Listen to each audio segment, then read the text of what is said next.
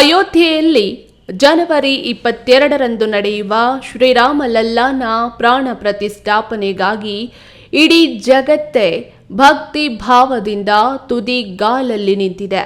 ಶ್ರೀರಾಮನ ಪ್ರಾಣ ಪ್ರತಿಷ್ಠಾಪನೆ ಆಗುವ ಕ್ಷಣದಲ್ಲಿ ಇಡೀ ದೇಶದ ಉದ್ದ ಅಗಲಕ್ಕೂ ಮನೆ ಮನೆಯಲ್ಲೂ ಹಾಗೂ ದೇವಾಲಯಗಳಲ್ಲಿ ಪೂಜೆ ಮಹಾಮಂಗಳಾರತಿ ನಡೆಯಲಿದೆ.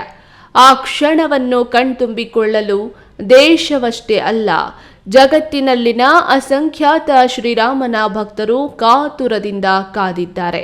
ಇದಕ್ಕಾಗಿ ದೇಶದಲ್ಲಿನ ಎಲ್ಲಾ ದೇವಾಲಯಗಳಲ್ಲೂ ಸಕಲ ಸಿದ್ಧತೆಗಳು ನಡೆದಿವೆಯಲ್ಲದೆ ಅದರಲ್ಲೂ ಶ್ರೀರಾಮನ ದೇವಾಲಯಗಳಲ್ಲಿ ವಿಶೇಷ ಸಿದ್ಧತೆಗಳು ನಡೆದಿವೆ.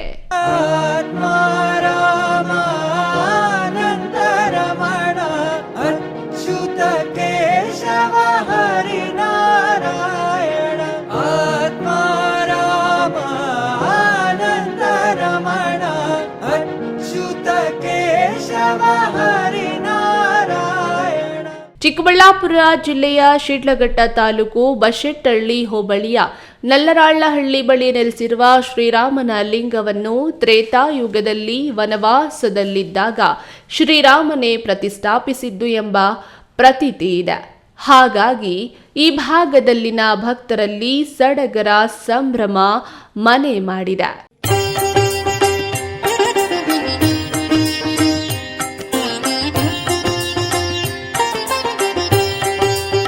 ಶ್ರೀರಾಮ, ಸೀತೆ, ಲಕ್ಷ್ಮಣ, ಆಂಜನೇಯನು ವನವಾಸದಲ್ಲಿದ್ದಾಗ ಸೀತೆಗೆ ಬಾಯಾರಿಕೆ ಆದಾಗ ಭೂಮಿಗೆ ಬಾಣವನ್ನು ಬಿಟ್ಟು ನೀರನ್ನು ತೆಗೆದು ಸೀತೆಯ ಬಾಯಾರಿಕೆಯನ್ನು ನೀಗಿಸಿದ್ರಂತೆ.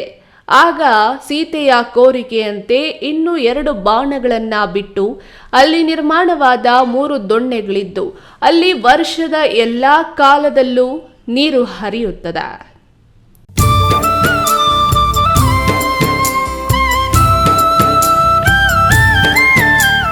ರಾಮ, ಸೀತೆ, ಲಕ್ಷ್ಮಣ ದೊಣ್ಣೆಗಳಿದ್ದು ಅಲ್ಲಿ ಇದುವರೆಗೂ ನೀರು ಬತ್ತಿದ್ದನ್ನು ಯಾರೂ ಕಂಡಿಲ್ಲ.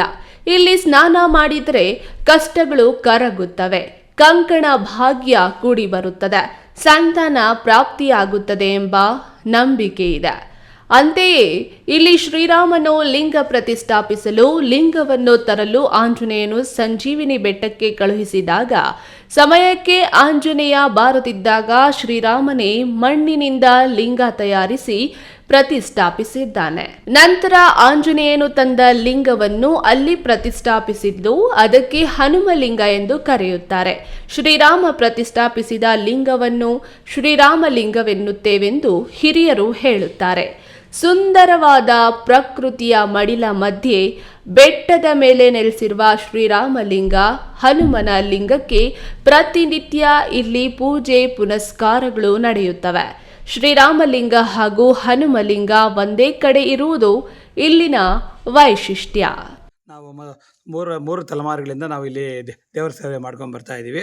ಈ ದೇವಸ್ಥಾನ ಬಂದು ಡಗ್ನಾಚಾರ್ಯ ಕಾಲದಲ್ಲಿ ದೇವಸ್ಥಾನ ಪ್ರತಿಷ್ಠೆಯಾಗಿ ದೇವರ ಪ್ರತಿಷ್ಠೆ ಬಂದು ಶ್ರೀರಾಮಚಂದ್ರನು ವನವಾಸಕ್ಕೆ ಬಂದಿದ್ದಾಗ ಸೀತಾದೇವಿ ಬಾಯಾರಿಕೆ ಆಗ್ತಾಯಿದೆ, ದಾಹ ನೀರು ಬೇಕು ಅಂದಾಗ ಅವಾಗ ಬಾಣ ಹೊಡೆದು ನೀರು ತರಿಸ್ಕೊಟ್ಟು ಅವಾಗ ನಮ್ಮದೇ ಒಂದು ಏನೋ ಚರಿತ್ರೆ ಇರಬೇಕು ಅಂದಾಗ ಇನ್ನೂ ಏನು ಮಾಡಬೇಕು ಅಂದಾಗ ಇನ್ನೂ 2 ಬಾಣ ಹೊಡಿಬೇಕು ಅಂತ ಹೇಳಿದಾಗ ತಿರುಗಿ 2 ಬಾಣ ಹೊಡೆದು ರಾಮ, ಸೀತೆ, ಲಕ್ಷ್ಮಣ ಅಂದ್ಬಿಟ್ಟು 3 ಕಲ್ಯಾಣಿಗಳಾಗಿ ದೊಣ್ಣೆಗಳು ಮಾಡಿ ಇಲ್ಲಿ ದೇವಸ್ಥಾನ ಪ್ರತಿಷ್ಠೆ ಆಗಬೇಕು ಅಂತ ಹೇಳಿದಾಗ ಆಂಜನೇಯನ ಸಂಜೀವನಿ ಕಳಿಸಿ ಲಿಂಗ ತೊಗೊಂಬಪ್ಪ ಹಂಗೆ ದೇವ್ರ ಪ್ರತಿಷ್ಠೆ ಮಾಡಿಬಿಟ್ಟು ಇದು ಮಾಡ್ಕೊಂಡು ಹೋಗೋಣ, ಇಲ್ಲಿ ನಮ್ಮದೇ ಒಂದು ಇದಿರಬೇಕು ಅಂತ ಹೇಳಿದಾಗ ಆಂಜನೇಯ ಸಂಜೀವನಿಗೆ ಹೋಗಿ ಲಿಂಗ ತಗೊಂಡಕ್ಕೆ ಹೋಗಿ ಬರಬೇಕಾದ್ರೆ ದಾರಿಯಲ್ಲಿ ಸ್ವಲ್ಪ ತಡವಾಗಿ ದುರ್ಮೂರ್ತ ಬರುತ್ತೆ ಅಂದ್ಬಿಟ್ಟು ಶ್ರೀರಾಮರು ಮಣ್ಣಿನಲ್ಲೇ ಲಿಂಗದ ಪ್ರತಿಮೆ ಮಾಡಿ ಪ್ರತಿಷ್ಠೆ ಮಾಡಿ ರಾಮಲಿಂಗೇಶ್ವರ ಅಂತ ಹೆಸರಿಟ್ಟು ಆಂಜನೇಯ ಲಿಂಗ ತೊಗೊಂಬಂದು ಗುರುಳೆ ದಾರಿಯಲ್ಲಿ ತೊಂದರೆ ಆಯಿತು ಅದರಿಂದ ಅದು ನಿನ್ನ ಹೆಸರಲ್ಲೇ ಪ್ರತಿಷ್ಠೆ ಮಾಡ್ಕೊಡ್ತೀನಿ ಅಂದ್ಬಿಟ್ಟು ಇದು ಪಕ್ಕದಲ್ಲಿ ಹನುಮಲಿಂಗೇಶ್ವರ ಅಂತ ಪ್ರತಿಷ್ಠೆ ಮಾಡಿ ಈ ದೊಣ್ಣೆಗಳಲ್ಲಿ ಎಲ್ಲ ಕಾಲದಲ್ಲೂ ಕಲ್ಯಾಣಿಯಲ್ಲಿ ನೀರು ಇರುತ್ತದೆ. ಇಲ್ಲಿ ಒಂದು ಕಂಕಣ ಭಾಗ್ಯ ಅಥವಾ ಸಂತಾನ ಭಾಗ್ಯಕ್ಕೆ ಅಥವಾ ಮದುವೆ ಏನೇ ಒಂದು ಇದ್ರೂ